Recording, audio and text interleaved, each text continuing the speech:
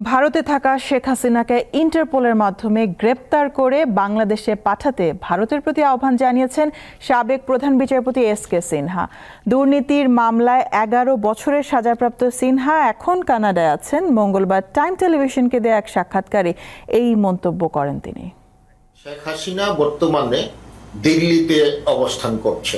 Britain Sheikh হাসিনার ওখানে আশ্রয় নেওয়ার প্রার্থনা নাকচ করেছে। বর্তমান যারা প্রশাসনে আছেন তাদেরকে বলা শেখ হাসিনাকে যাতে দিল্লির থেকে বাহিরে না যাওয়ার জন্য। তাদেরকে এখন ইন্টারপোলের মাধ্যমে শেখ হাসিনার বিরুদ্ধে এতগুলা হত্যার সিভিলিয়ান পপুলেশনকে সে ঠান্ডা মাথায় খুন করেছেন, এইগুলা হলো যেটা ক্রাইমস এগেইনস্ট হিউম্যানিটি।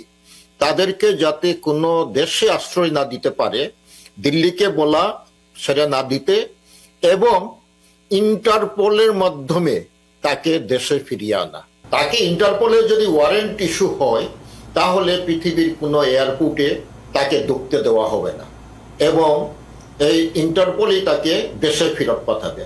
দেশে একটা রিভলিউশন হয়েছে, তারা কোটা আন্দোলনের সমন্বয়কারী, তারা সাকসেসফুল হয়েছে এবং পৃথিবীর যত রিভলিউশন হয়েছে সেই ইতিহাস দেখলে আমরা জানতে পারি যারা রিভলিউশন করেছে তারা একটা অন্তর্বর্তীকালীন সরকার গঠন করে। তারাই নির্ধারণ করতে পারে কে তত্ত্বাবধায়ক সরকার বা অন্তর্বর্তীকালীন সরকারে থাকবে, কিরকম দেশ চলবে, সেটা লিগেল হয়ে যায়। অথবা আরো একটা করা যেতে পারে যে প্রেসিডেন্ট আছেন, এই প্রেসিডেন্টকে বাধ্য করা তাকে পদত্যাগ করার জন্য।